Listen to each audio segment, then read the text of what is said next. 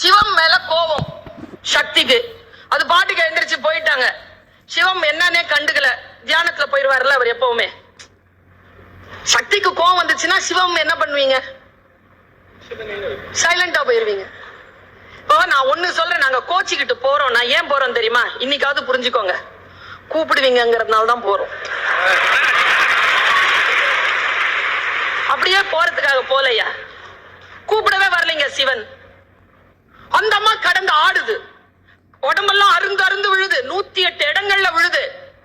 தொப்புள் விழுந்த இடம் காஞ்சிபுரம், தொட விழுந்த இடம் கயா, நாக்கு விழுந்த இடம் தட்சிணேஸ்வரம். 108 திருத்தலங்கள்ல விடுறா. உடம்பெல்லாம் விழுந்து சூட்சுமமா ஆடிக்கிட்டு இருக்கா. எல்லாரும் போய் கேட்கறாங்க, விஷ்ணு கிளம்புறாரு. லக்ஷ்மி சொல்லிட்டாங்க, உட்காந்துக்கோ.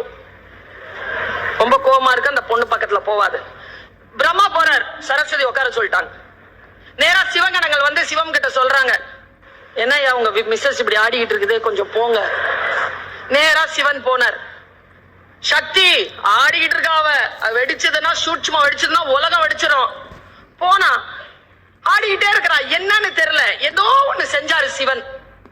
அந்த காளி கோயில்ல காளிகாட்ல நான் பார்த்தேன் அந்த ரகசியத்தை.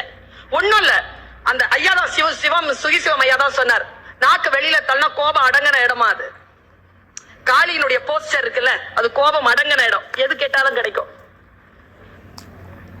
கோபமா இருந்தாதான் எதுவும் கிடைக்காது. கோபம் அடங்கின நேரத்துலதான் நாக்கு வெளியில வந்துருச்சு. நாக்கு வெளியில வந்தது கோபம் அடங்கிய ஒரு சின்ன சிரிப்பு இருக்கும் காளி கிட்ட. என்ன மேட்டர்னா ஒன்னும் இல்ல, சிவன் சக்தியிடம் சொல்கிறார், நான் வந்துட்டேம்மா வந்துட்டேம்மா, இந்தாம்மா காலில் விழுந்துட்டார். காளி வேகத்துல விழுந்தது யாருன்னு தெரியாம ஓங்கி மிதிச்சிருச்சு.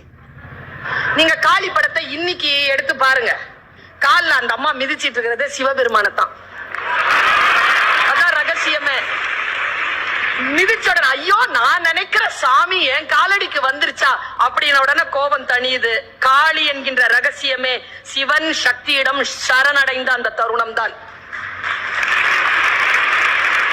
இது அந்த சிவபெருமானுக்கு புரிந்தது போல் காளியிடமும் பெண்களிடமும் தன்னை முழுமையாக சரணாக கொடுக்க வேண்டும். அதுதான் இந்த உலகத்தின் ஆகப்பெரிய தத்துவம் என்று சில சிவபெருமான்களுக்கும் புரிந்தால் நிச்சயமாக இந்த உலகத்தில் பெண் என்கின்ற தத்துவம் தான் பக்தியை வளர்ப்பதற்கான ஒரே வாய்ப்பு.